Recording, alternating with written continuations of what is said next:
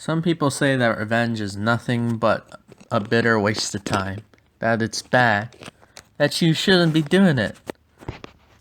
Such as, the greatest revenge is compassion. Or, don't waste your time on revenge. Those that hurt you will eventually face their own karma. Well, you know what? Well, they're nothing but a bunch of sissies that want peace and love for the entire world. And I'm not exactly a touchy-feely guy, so I think I'll stick with revenge. Anyway, hello there. It's me, Chris Cannoli, and today we're talking about vengeance! Woo! Specifically one of mine, which I may consider my greatest achievement. And you know what? If it makes you feel better, then you should go for it.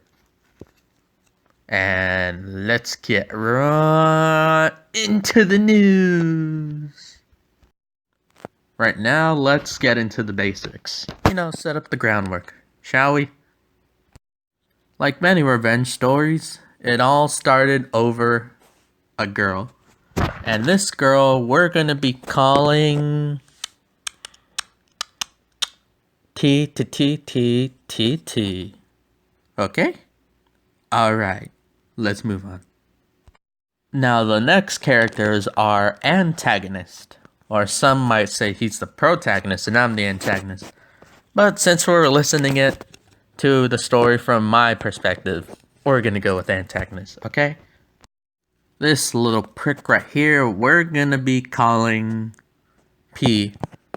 As in, this guy's an absolute pen 15. Because he absolutely is. You have no idea how mad this guy made me. Anyway, moving on. Now you see, T and I knew each other for about a year before this all went down. And I thought we got along pretty well, to be honest. We talked face to face a little. Well, I think that's pretty much expected of a normal human being to do.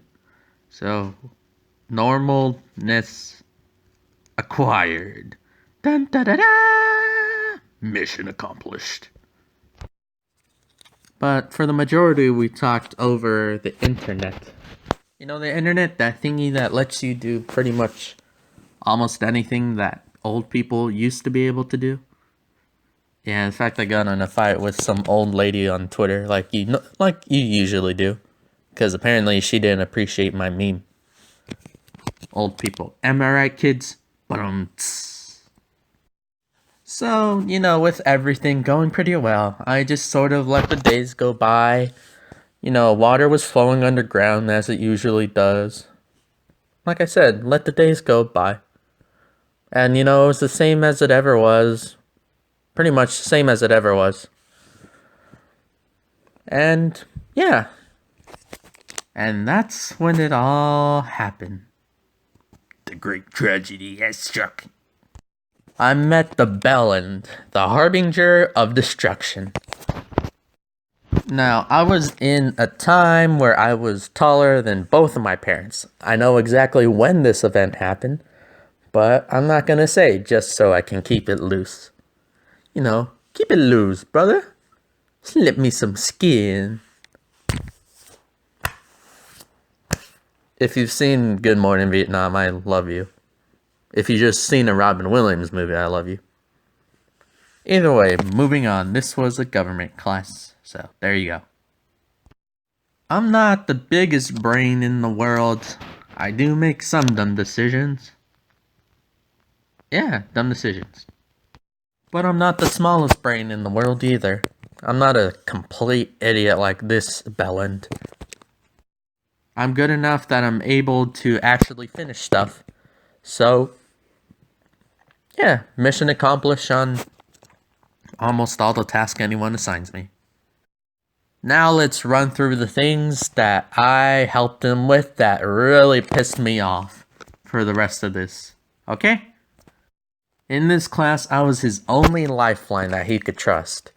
I helped him with homework, quizzes, and tests. And you know, things are going pretty well. I was happy at that moment. I thought we were getting along well with both of them. And you know, I genuinely helped the guy. Sure, he might have been a little dumb, and I always had to correct him, but you know, I didn't mind. And at that time, it was a time of peace. And it'd be a complete lie if I didn't say I was a little interested in her. But I mostly just wanted to keep that friendship because I don't have a lot of female friends. Yeah. But as it always is, time of peace always ends with tragedy. And I was just experiencing the calm before the storm. Because this prick betrayed me. And it really did feel like there was a knife in my back for a good long while. Which may have been like a week or something. And I didn't know what the hell I was gonna do. And this is his plan, or at least I think this is how he planned it. I don't know, I'm not a complete idiot, I wouldn't know 100%. Apparently had taken an interest in her, despite me telling him that I was very good friends with her and may have been interested or not. So that's somewhere in there, it's a violation of the bro code. And the next step he took way too far. No, he didn't literally stab me in the back with a knife, but trust me, it really felt like it with this. Now, he thought that he had won completely. He thought he won because our communication between one another just completely stopped. I don't know what the hell happened, but she wouldn't talk to me at all. Whether it was just face-to-face or over messages, I don't know what the hell was going on. But all that culminated in the result of me being very, very pissed off.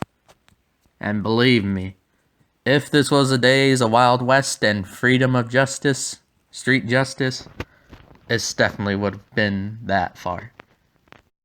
This absolute brainlet of a person came crawling back to me after destroying that relationship, and I couldn't believe the gall of him. If you don't know the word gall, gall is basically like, what's the closest synonym I could give? An explanation would be, I can't believe he had the guts to come back. You know, that sort of stuff. Education's important. He had come to me in a time of need, and he tried to offer me his friendship. But where was his friendship before this, huh? He came to me, didn't even think to call me Godfather, and asked for me to help him with his grades for nothing. That's not how the way works, my boy. I'm sorry, but I'm gonna have you whacked. So that's what I thought about. I thought about getting some dudes from the internet, Bitcoin assassins, have them whacked. But then I got a terrible idea. A terribly awesome idea. One that would make me feel so much better. I'd make him like a piece of stone, and I was gonna be the hammer. So, I would break him piece by piece by piece. And believe me, I wouldn't leave him standing at the end of this. Metaphorically speaking, of course. So I offered my help, a lending hand, someone he could trust. But he had already crossed the Godfather. So, retribution was coming, my son. And with me in his back pocket helping him out, he kept getting worse and worse. F after F after F. And it just happening again and again and again. Now, some may say that he was the nice one. That he was the one that was nice, and I was the villain for bringing him down this path. But you know, I never said he had to stay. There was always the option to just walk away. But he never walked away. Too dumb to realize that he was trusting the wrong person. Because he had pissed me off. You pissed, John? Yeah, I was pissed. And then it all culminated to one decisive moment. Somehow, despite my best efforts, he was still barely passing the class. Not enough to get college credits because it was a D, but enough, like a 62 or no, 61%. That's what it was. And he told me for this final that this was going to be the one that either broke his grade or saved his grade. Or at least that's what the teacher told him. And, you know, I thought for a second. Because, you know, with this whole thing, in his ever fragile thread of fate, I was the scissors. Now, I could either have him tie his string around the open handles and guide him to freedom, or I could cut him down. And the question was, who was I? Was I gonna stay a man on the warpath for revenge, like with such people as the Count of Monte Christo or Lincoln Clay? Was I gonna be that bad guy at the end of the movie? Well, actually, I saw them all as heroes. People who were hurt and decided to take action for themselves. Now they say revenge was a bad thing, that strong people forgive. I say absolute bullshit. That's right, I cursed. Because you have to have, you know, it's not about how far you're willing to go. It's about whether you have the constitution to keep going at it. And believe me, for how pissed off I was, I had that constitution.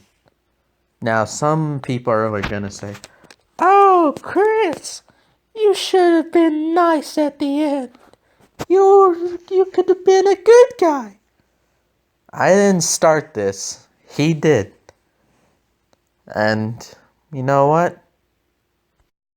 I have absolutely no regret over my decision.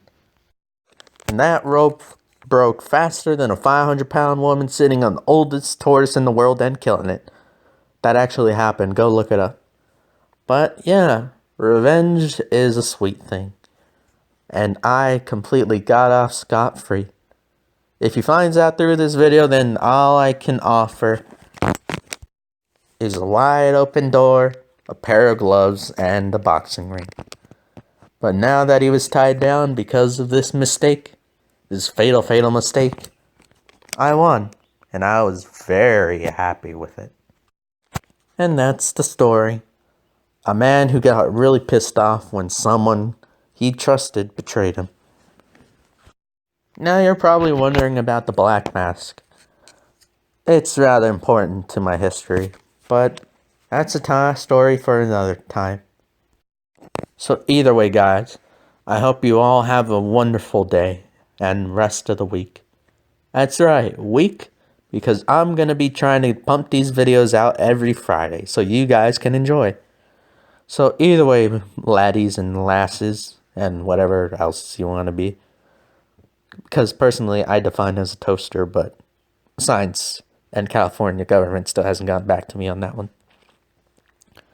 So either way, guys, like, subscribe, share that video with your friends. Do not share that video on Facebook, or actually Twitter's probably fine. But don't share it on Facebook because that thing's a lot more personal and people are gonna cringe when you post this. So either way, like, subscribe, share, and stay frosty out there, because I'll see you on the other side of the day, pals. And